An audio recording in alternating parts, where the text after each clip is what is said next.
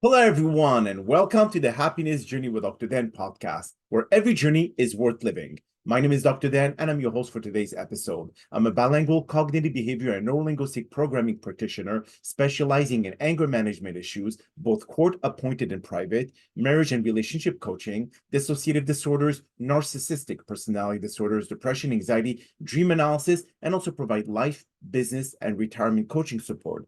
I provide individual one-on-one session in both French or English, and also do group setting. If you need any assistance, reach out to DMV Therapy and Coaching Services at 301-325-1550, and our website can be found at lifecoachddanamzallag.com. Today, I'm very excited to have for our sixth episode of season 31, a very special guest, also called a ghost whisperer, helping people connect with loved one who passed away when dealing with grief, Miss Cheryl Murphy. And just like every of my past episode, I will leave it up to the guests to properly introduce themselves, as no one can do a better job. Cheryl, the floor is yours. Thank you so much for having me. It's such a joy to be here. And yes, Ghost Whisperer, and also at EvidentialMedium. I also work with animal communication, and I'm also a medical intuitive. So I do help people connect with their loved ones on the other side. Sometimes it can be scary or nerve-wracking because it might be someone's first time to work with me or work with any medium. But my goal is to assure them that they're in a safe space, that, my goal as a medium is to show evidence and validation and to really show people that we do survive death, that love never dies, and the consciousness, the personality of your loved ones definitely continues to where you can reach them and maybe even feel them or receive signs from them that they're showing their love and support for you.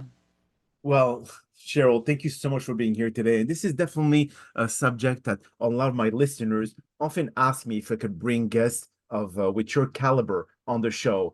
And the question is that a lot of people are really skeptic about if you could really communicate with the dead and or with the past ones. And the thing is that what approach do you really take when it comes to making people believe that you know a lot about the person who passed away without them really divulging any information about them? So, as an evidential medium, I bring through the personality of the loved one. I may bring through information about their occupation when they were living, or their hobbies, their interests, what they're doing now, even what they enjoyed eating. Even sometimes the loved one in spirit will give me details about their loved one I'm sitting across from. For example, maybe you broke a plate last week. Your loved one could tell me that to provide information to show you they were with you in that moment. They're even with us in those mundane things. They know what you're having for lunch, so to speak, but also they know the big moments of your life. They are celebrating with you, and also the big challenges. They know what you're going through, and that information too comes through as evidence for validating that our loved ones are connecting with us. So, is it when we look at the movie Ghost with Patrick Swayze and Demi Moore, that was a long, long time ago. Is it something where the person who passed have unfinished business on Earth, and this is what they're trying to communicate with people to kind of like continuing on their journey? Well, that movie Ghost is such a well-made movie. And really, I really enjoy that and the message it sends that, yes, I do think our loved ones may have unfinished business. And also, they are here to show that they love and support us, that they're not so far away after all, and that if anything, we are in the spirit world. We are here with them. They are just a thought away, they're a vibration away, they are in our hearts. And that's the power of love, is that they do live on. I've had spirit really bring through some unfinished business, like, I'm sorry, we had a bad relationship when I was living, but now I'm in spirit. I understand, what they understand their ways. They're trying to help out and create that healing to happen. So, okay, so let's say when the physical body dies and consciousness remains, as you mentioned in the beginning, which is more of a metaphysical science, do you feel that when consciousness do remain, but it remains in what platform? I mean, in what world? Well, it's really about energy and it is really about vibration. I feel as a medium, so when I connect with loved ones in spirit, I do feel that they have a physical presence, that I can still feel, maybe if they were a well-dressed person, or maybe if they were taller, or maybe if they had an unusual walk or stutter, even, I can pick that up through the validating and confirmation of my sitter, the person that I'm helping to read. But really, they exist in our world. It's really you and I and everyone learning that your loved ones are here because you and I are energy. Mhm. We're a beautiful energy, and our physical presence is really the last manifestation of our soul, of our energy body, so to speak. But you and I, we are much larger than just this physicalness that we see. Mhm. So the connection that you do make when someone do contact you, Cheryl, and to say, hey, my loved one, my mother, brother, sister, whatever it is, passed away, and what are they, is that the person who's alive, what are they trying to achieve? Is it to be able to give them the last message that they never had a chance to say to them before they passed? Is it something to say that, I mean, what is the main purpose really? That's such a great question. And a lot of people just want to deliver the message that does my loved one in spirit still know that I love them? Do they still know that I pray for them? Do they still know I'm thinking about them? Are they watching me? Are they watching my grandchildren? Do they know what's happening in our lives? It is such a great question. And yes, the voice of the spirit world, I connect with loved ones in spirit. My job as a medium is to really deliver their meaning of what they want to say. Like the voice of spirit, your loved ones, they want to come through just as much as you want them to come through because they want to show you that they're here to love you, support you, and to let you know they're okay, they're safe, they're with other loved ones. They may be with family pets, which is really also very important, but also even to teach us the lessons that they are learning. Maybe they're learning forgiveness, or they're learning patience, or they're learning not to be so hard on themselves. So there is a lot of forgiveness happening with the messages I deliver. So, okay, so run by me a scenario here, Cheryl, and I'm sure that a lot of the listeners out there would love to be able to at least have a better understanding about evidential medium. And so, when you connect with the family that is still alive, and they want you to connect with the person who just passed away, is there supposed to be a specific environment where obviously it has to be at their home where they used to live, but if their home has been sold? And Hmm. longer in that environment of comfort, where do you bring them back into this, I would say, physical world? Right, right. Well, loved ones, so when I work with people, they ask me to help them. They ask me to connect with their loved ones. And the physical the physical matter of the home or the clothing, what they used to own, doesn't matter so much as the feelings of love or wanting to communicate with them means. So I work with loved ones who are around the world and may not live at the home they grew up in anymore. I give you an example. I worked with a woman just recently, and the first thing that came through from her mother, I mean, before anything else, the very first thing was that her mother wanted to convey to her, her daughter, she said, I'm not in pain anymore. And that, for the daughter, when I delivered that message, was the most heart heartfelt moment because her mother was in a lot of pain before her passing, and that was her number one thing she worried about was, did I do the right thing by helping my mother, bring comfort to her? Like the daughter, was just wrought with, sadness and frustration, but hearing that, having her mother know that was the first thing on her mind that she was worried about during her mother's passing provided enough evidence and confirmation for her that we were connecting. And then once again, after that, more and more information flowed. But really, for me, when I see this happening as a medium, I know that the spirit world is helping to heal, those members of their family that are still here. So a reading, it can be very healing for people. So let me ask you, and this is kind of like somewhat of an ironic question. If everyone knows that they feel the need to be able to tell to their loved one who already passed away about how they feel, isn't it better that we should tell them how much we love them when they're still alive instead of waiting when they're dead? Well, I really believe that is a lot of what the spirit world does tell us is don't wait until I'm dead, before you tell me you love me, or don't wait until you don't see me anymore, or don't wait until I don't have the ability to speak before you say those words, because it is so important to tell those members of our family and our friends how much we love them while we are alive. It has such a great impact, not only for the passing, but also in the afterlife, to go over there in heaven, so to speak, and know that they were so loved and that they were told they were loved every day. So it's very important to talk to members of your family, your friends. Tell them now, tell them face to face, tell them over the phone, however, and tell them more than once. Mhm. Yeah, very important for your healing and for your well being. And the fact that after, if they fail to be able to do that when the person is still alive, after you bring them or you connect with them, do they close that chapter of grieving, or do they continue grieving regardless of them connecting with I mean, after they pass away? Right. So the loved ones in spirit who have passed, they have a much bigger understanding. They are here to provide help and comfort for those grieving. So when I'm working with someone who is in deep grief, I always say if you need counseling or a support group, like I encourage that as well.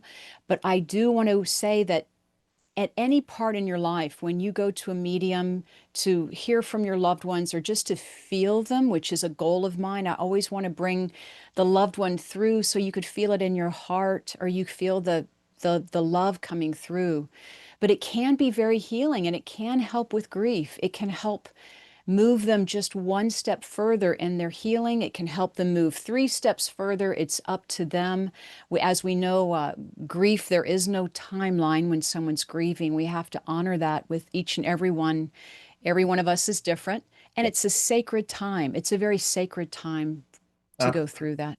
Absolutely. But have you had any situation, Cheryl, where the person that you brought in communication with the live family member, have you felt a physical, or have they felt an actual physical presence, not just in spirit, but even smelling the presence of the person, or feeling like a movement of some sort? Has that happened, or is it just something that they rely on you as an evidential medium to tell them that there are in the room? Well, this is the beauty of connecting with your loved ones in spirit is that is some of the information that I bring through as a medium. For example, I bring through a father where he knows that his loved ones are still smelling the cologne he used to wear. And that's validation. They're like, oh my God, I just smelled the Old Spice the other Yeah. day, and I know my loved ones around. Or I smelled if they smoked cigarettes, or I smell the flowers that my grandmother used to bring in from her garden. So they also understand even flickering of lights because spirit does move through electricity very easily. They move in our dream state very easily. And when I bring that through as validation and they remember the dream or they remember their lights are flickering, even now as we're talking, a light may flicker. So they understand that this is how spirit communicates. Also through songs. Maybe I'm working with someone and their favorite song with their loved one who passed was playing on the radio just the day before. I mean, it's really a miracle. It's really amazing validation. Wow. And so, first and foremost, I just want to ask you, Cheryl, what brought you to become an evidential medium? I mean, what did you wake up one day and say, you know what, I want to connect with the dead? That's a great question, too. I grew up in a family with psychics. So I grew up reading Edgar Cayce books, who was the sleeping prophet. He was a trance medium. So I grew up around my family as psychics, my mother, my grandmother, great aunt, great great grandmother. We always gathered. So I grew up around these conversations as a child. And as I grew up, I wanted to find out the answers for myself. And the big answers, too, that people have, still today is how do we connect? How can I bring through loved ones and bring through that validation and information. So I grew up wanting to pursue this. And I do want to say I've had the calling from angels coming into my room. I've had angel experiences in the middle of the day asking me to pursue this even more, even to reach a broader reach of an audience, or even to do this full time. So I feel like it's a vocation of mine. I just feel that purpose. And I receive so much love from spirit. I receive the guidance, and in turn, I get to teach what I learn. And that's truly a joy when you can share your experiences or share with your students and teach them how to connect on their own. So do you have to be physically present to be able to practice evidential medium, or you could do it on Zoom? Because again, as long as you are with the people in the room, this is where they could feel not just your knowledge and present, but they could also feel the family one. Well, energy is everywhere. So I could work remotely. I could work by the phone or by Zoom, which is really how I do most of my work now. And I believe what happens is people are more comfortable understanding that working on Zoom or, remotely, energetically by phone can be, if not more powerful than working in person. But in person is still very valuable, but I can't say one is better than the other because it is all about the synchronicity of the sitter, the recipient, the loved one in spirit, the medium. It's all about the synchronistic, like we have to really set that intention, open our hearts, open our minds, because you can really experience and even feel the loved ones, across the computer screen, right? You can feel your loved ones in your own home. I do want to add that working from your own home. So for me, when I work with clients who are in their home, I believe in some way it's helpful because there's less stress. They didn't have to travel, they don't have an expense of staying in a hotel and then come see me in the office. Like that alone, just to reduce the stress and have people be comfortable, I have to say, I think it's a joy and I think it's a pleasure. And I think it really does help with the connection. That is amazing. And here's one question that's gonna make you chuckle, actually. If there's actually good spirit out there, are they actual poltergeist? Oh, are there actual poltergeists out there? Um, I don't know if there's actual poltergeists. I've never experienced one. Okay. But what I can say, just as a day-to-day living medium or anyone that works with their own intuition, and it is the power of love that is real. So only love is real. That is the only healing power out there. That is the only power that your loved ones connect with, is on that level of divine love. Having said that, if you're wanting to, I mean, there is a lot of bad things happening in the world, as we know right now, in this moment around the world. So, yes, I do believe there is that element out there. And what I would say to people is, look, if you live a balanced life, if you have a good, if you have a good positive outlook where you support your friends, your family, where you try to live grounded in this world, which a lot of people are not grounded. And I think that can sometimes make them not understand the information that they're looking at or receiving. So you really want to put your feet on Mother Earth, use that unconditional love, and it's like a grounding wire, just like an antenna on your roof. You want to ground all that energy that's coming through or that's available to you. But I think if you kind of put it out there and you go looking for it, I do believe there could be activity. Mhm. And sometimes we just maybe misinterpret it. I know I've had instruments I've been to like the Queen Mary ship in Long Beach, California, where it's known to be a haunted ship. And you take your little gadgets, your electromagnetic devices, and you can pick up on paranormal activity. So it's definitely there. Is it haunted? Well, sometimes it could be residual energy. Sometimes it could be your energy also asking for something to happen.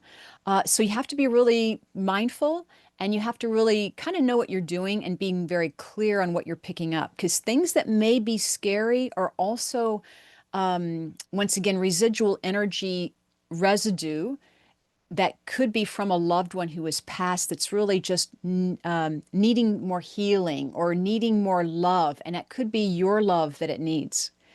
Mm, I see. But Very interesting. yes, it is. But do you think this negative energy, as much as the positive energy for the spirit that are actually there to be able to express their love and everything else, do you think that you could just talk to the negative energy the same way in terms of say, you know what, your presence here is no longer needed. We understand your pain, but it's time to go? I do agree with you in the fact that the power of no for anyone practicing intuition or learning about energy, because energy is quite fascinating. And I think physics might be catching up to metaphysics in this way. Yes. But the power of no, as you mentioned, is extremely important in the spirit world or extremely important in your own energy field where you're setting up energy boundaries. Just as you mentioned, the power of no does mean no. So if you're ever in fear or working around something you're not sure of, which, hopefully you're not, hopefully you're working with an instructor or someone who's much more experienced than you, but that energy power of no extremely important. You can definitely accomplish what you just said, ask them to leave. But do they just listen? Do they just concur, or they will fight you? Well, no, I mean, what happens is it's like all of the light comes in your field, like your energy as a spiritual being can block that, can block anything negative coming at you, right? But when you live in a high vibration of love, when you live in the willingness to be of service in whatever capacity that may be, if you are in just a person in service, I do believe your vibration, your frequency is really so high that you don't attract that energy. It just that is your protection is the prayer, the meditation, the living in the light, so to speak. That is protection right there. So, how can our listeners find you? Because I'm sure that they're very, very curious to figure out exactly how you are allowing to, or not allowing, but more connecting with the loved ones who actually passed away. And for them, I'm sure that, again, like I said, they're gonna have a lot of questions for you. But is Mhm. there like a specific program that you offer in terms of how many sessions you give to be able to kind of bring that person back into their world and be able to communicate with them? Or is it like a one-time deal and after that, that's it? The grieving, well, the grieving is relative, of course, like we mentioned earlier, but how long does it take really to be able to have a clear communication with the dead people? Well, I teach classes. I teach classes in group settings online, and then I also do one-on-one mentorships online. And I meet students where they are in their training or where they are just in their knowledge about the spirit world or how to connect and how they feel about connecting. And we work with other things other than the spirit world. We work with their own psychic abilities, which being a psychic is learning about energy that's happening in your life right now. If someone feels stuck or they're at a crossroads, tuning into that psychic ability of the energy in this world can help someone. But my website is where I do a lot of my information. I have an events page. It's mediumcheryl.com. So that's mediumcheryl.com for my website. I even have a quiz, a free quiz you can take. It's a little pop-up window that is there right when you click on my website about what psychic abilities you even have, whether it's clairvoyant, clairaudient, clairsentient, claircognizance. You can take a free 10-question quiz. It's very fun. It has videos, and you can take it as many times as you want and maybe really affirm to yourself that, yes, I'm very clairvoyant, or yes, I'm very clairsentient, meaning I have this amazing inner feeling, or maybe I'm an empath. So I encourage people to go to my website. That's where all my information is, but also on my social channels like Facebook, Instagram, at Medium Cheryl is how you can find me. So do you think that if someone is very, very intuitive, can they be a good medium? Absolutely. I always I use the example of if you want to develop your mediumship, you have to look at it like a practice. It does take practice and development, just like you going to the gym and exercising your physical body. You'll still have your physical body if you don't go to the gym, but imagine if you practiced your mediumship, as many times as you went to the gym every week, for Mhm. example, and that will develop, that will grow, that will get stronger.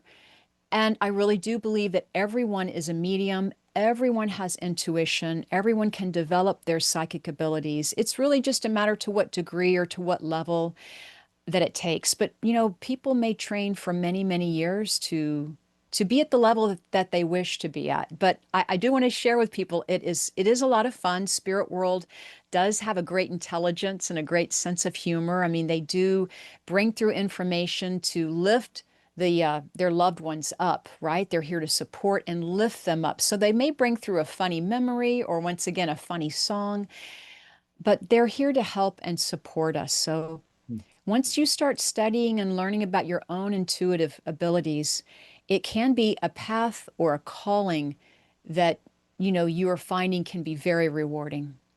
Because the reason why I ask that question is because a lot of my patients, sometimes when I tell them about certain situations that are happening in their life, they call me like a few weeks later, tell me, Dan, you predicted that moment exactly. And the Hmm. thing is that okay, so do I have those kind of prediction abilities that makes me a good medium, or I just have great intuition?